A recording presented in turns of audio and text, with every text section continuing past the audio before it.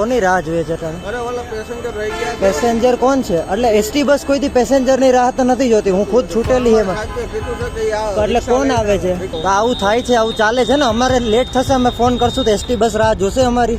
3 વાગ્યાની 50 મિનિટે આપણે નીકળ્યા છે. 15:50 હા, એટલે બપોરના 3:50 નીકળે. ત્યાં જ આપણે લેટ થઈ ગયા. એ ભાઈની વાત. હા, અને કોઈ નથી આવ્યા. 5:06 થઈ હજી ભાઈ આવ્યા નથી. આખી બસ રાહ જોવે છે. કોણ ભાઈ? મોદી આવવાનો છે આમાં? મોદી આવવાનો છે આ બસમાં? તમારે બસ ઉપાડવી છે કે નહીં?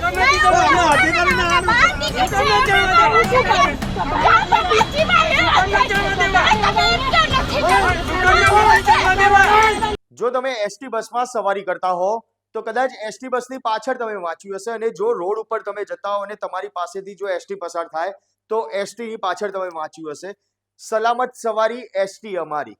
પરંતુ આજે આ જ સૂત્રનો મતલબ છે તે બદલાઈ ગયો છે. સલામત સવારી એસટી અધિકારીની. આ સૂત્ર એટલા માટે કહેવું પડે છે કે આજે અમદાવાદની અંદર એક એવી ઘટના સામે આવી છે કે જેમાં એસટી બસ છેલ્લા 1 કલાકથી વધારે સમય સુધી એક જગ્યા ઉપર કોઈ પેસેન્જરની રાહ જોઈને ઉભો રહ્યો.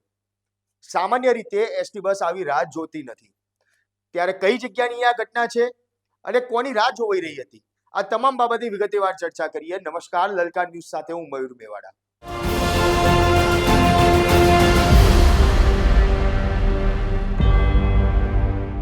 અમદાવાદના ગીતા મંદિરથી બપોરે 3:50 એક એસટી બસ નીકળે છે કે જે જતી હોય છે પોરબંદર ખાતે. પોરબંદર જતી આ એસટી બસ પાલડી થઈને ઇસ્કોન આવે છે. ઇસ્કોન ખાતે બીજા અન્ય પેસેન્જર છે કે તેમને ત્યાં એસટી ની અંદર તેમની સવારી હોય છે એટલે તે બેસવા માટે ઉભા છે.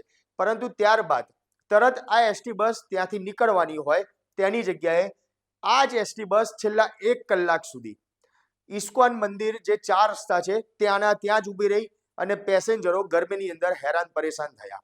એસટી ની અંદર સવાર અનેક વૃદ્ધો હતા, મહિલાઓ હતી, બાળકો હતા. તમામ લોકો 1 કલાક સુધી ત્યાં રાહ દેખે છે. 1 કલાકથી વધારે સમય સુધી રાહ દેખે છે.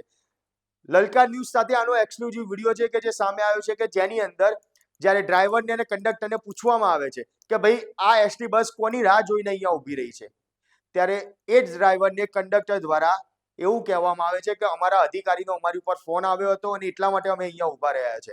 કોણ આવે છે તે સ્પષ્ટ પહેલા બોલતા નથી.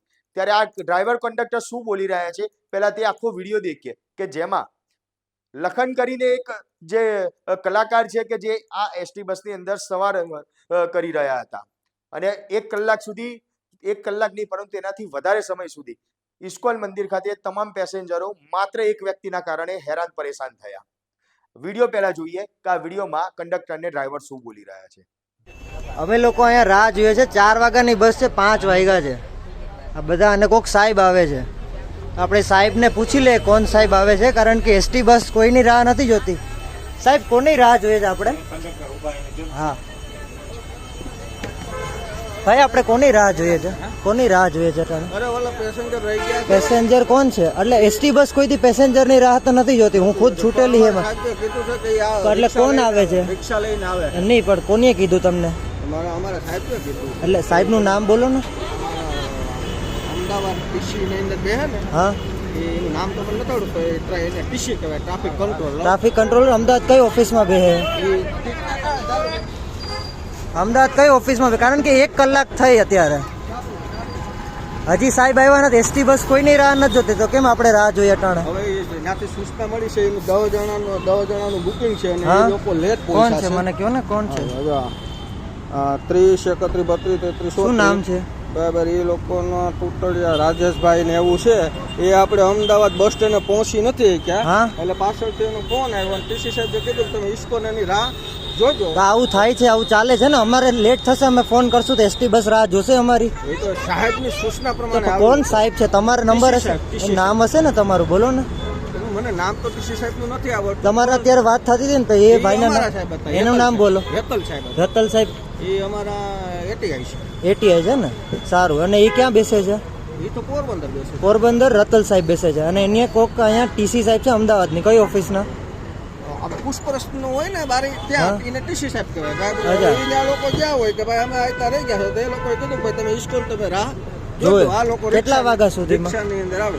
કેટલા એને ટીસી સાહેબ એવું કીધું છે કે એ આવે ત્યાં તમે તમે ફોન આપો ને નંબર કેટલા વાગ્યા ટાઈમ કેટલો થયો આ ક્યાંથી આવે બસ આ અમદાવાદ થી અટાણે પોરબંદર જાય છે. અમદાવાદ થી જ ઉપડે ને ટાઈમ કેટલો ઉપડવાનો ગીતા મંદિર આપણે 15:50 ત્યાંથી ઉપડ્યા એ છતાં પણ 3 વાગ્યાની 50 મિનિટે આપણે નીકળ્યા છે 15:50 હા એટલે બપોરના 3:50 નીકળે ત્યાં જ આપણે લેટ થઈ ગયા એ ભાઈ ની હા અને 5:06 થઈ હજી ભાઈ આવ્યા નથી આખી બસ રાહ જોવે છે આખી બસ ફૂલ છે તો આ વસ્તુને લઈને તમારી તો તમારી જ સહેમતી જ છે ને કે ભાઈ તમને ખબર છે કે એ લોકો ખોટા છે અમારા અધિકારીની સૂચના પ્રમાણે એ લોકો ખોટા છે એમ ને એ લોકો એક્શન આમાં નજર સામે જ છે ને હા. 15:50 નો આપણે ત્યાંથી હા. ઉપડ્યા અને તમે ખુદ બસ ની અંદર હા. બેઠેલા છે તો? 15:50 ગાડી ઉપડી હા હા 15:45 નો આપણનો ટાઈમ છે તોય આપણે રાહ જોઈને મોડા નીકળે આપણે 10-12 જણાનું બુકિંગ છે એટલે આપણે એની રાહ જોઈ કે ભાઈ આ 7-8 જણાનું બુકિંગ છે તો રિક્ષા લઈને અને એ લોકો ક્યાંથી આવે શું કીધું એ લોકોને ગીતા મંદિર થી બુકિંગ કરતી તેમની રિક્ષા લઈને આવે એટલે ક્યાંથી આવે હા છે એ આગળ છેલ્લો ફોન આવ્યો કે અમે 1/2 કિલોમીટર છે પાસે ઓકે હજી 1/2 કિલોમીટર છે તો આપણે બસમાં પૂછી લે બધાને ચાલે ભાઈ બધાને કોઈને વાંધો હે આપણે લેટ હે એમાં હા કેટલા આપણે કેટલી કલાકથી રાહ જોઈએ છે 1 કલાક હા પોરબંદરની બસ છે પોરબંદરનો ટાઈમ ઓલરેડી 1:45 વાગ્યાનો છે જેમાં 2 તો વાગે જ 2:30 વાગે જ છે હવે 1 કલાક લે એટલે 3:30 વાગે બસ પહોંચશે અને એસટીમાં જ કોઈ પણ પેસેન્જરના હશે જ કે 5 મિનિટ 15 મિનિટ લેટ થાય ને એસટી કોઈની વાટ નથી જોતી અને આજે એસટી જ ઊભી છે 1 કલાકથી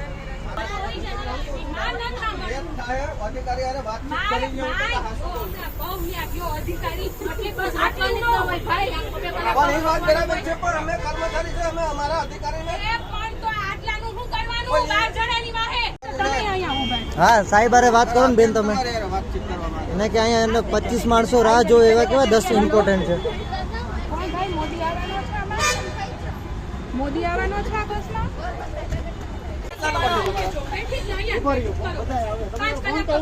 એક મિનિટ એમ નહીં ભાઈ તમારે આવવાનું છે તમારી રાહ જોઈએ 12 જણા છે તમે લોકો છો ને તમે કોની સાથે વાત કરી હતી શું નામ છે સાહેબનું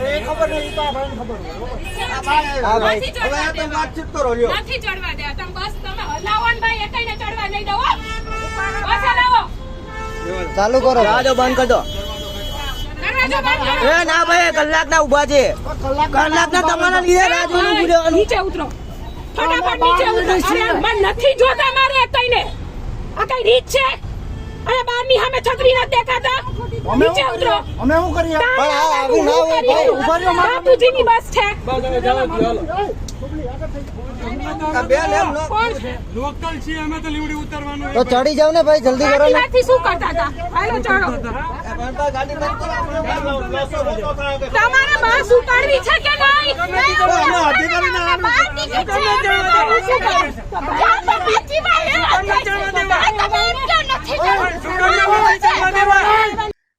આ વિડીયોની અંદર જે પ્રમાણે જોવા મળે છે ત્યારે એ પ્રમાણે કહેવાય કે આ કંડક્ટર અને ડ્રાઈવર કદાચ ઘણા અનુભવી હશે એસટીની અંદર ડ્રાઈવર કંડક્ટર તરીકે વર્ષોથી નોકરી પણ કરતા હશે પરંતુ તેમને એ નથી ખબર કે તેમના સાહેબ કોણ છે કારણ કે જ્યારે તેમને પૂછવામાં આવે છે ત્યારે એવું કહે છે કે અમારા સાહેબનો ફોન આવ્યો આ જગ્યાએ તે બેસે છે પણ નામ નથી ખબર કે અમને એટલે નામ જાણ્યા વગર જ ડ્રાઈવર કંડક્ટર વર્ષો સુધી એસટીની અંદર પોતે નોકરી કરે છે આ છે અમદાવાદના સરકારી કર્મચારીઓ સરકારી બસના ડ્રાઈવરો એસટી વિભાગ કે જે કોઈ પણ જગ્યાએ 1 મિનિટ પણ કોઈની રાહ જોવા માટે ઊભી ના રહે જે બસ સ્ટેન્ડ ઉપર પેસેન્જર ઊભા હોય તે પેસેન્જર બેસી જાય એની સાથે જ એસટી બસ નીકળી જાય ઘણીવાર મેં જોયેલું છે કે ક્યાંક એસટી બસ બસ સ્ટેન્ડે ઊભી હોય દૂરથી કોઈ પેસેન્જર દોડતું આવતું હોય ને કદાચ કોઈ વૃદ્ધ વ્યક્તિ હોય કોઈ માજી હોય કે કોઈ લેડી હોય અને હાથ લાંબો કરે ને તેમ છતાં બી એ ઉપાડી દેતા હોય છે બસ ઊભી નથી રાખતા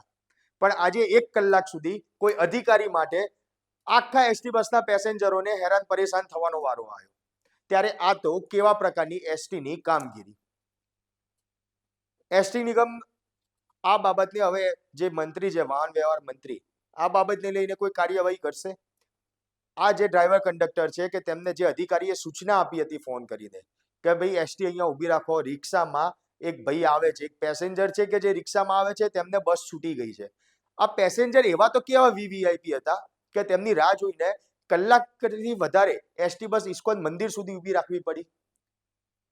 વીવીઆઈપી માણસ એસટી બસમાં ખરેખર સવારી આ રીતે કરતા હોય છે? જે અધિકારીનો ફોન આવ્યો હતો તે અધિકારીનો હવે જવાબ લેવાશે? તે અધિકારી સામે કોઈ કાર્યવાહી થશે? તમે શું માનો છો? કોમેન્ટ બોક્સમાં જરૂરથી જણાવજો. સાથે જ અમારા આ વિડીયોને લાઇક, શેર અને ચેનલને સબસ્ક્રાઇબ કરવાનું ભૂલશો નહીં. આભાર.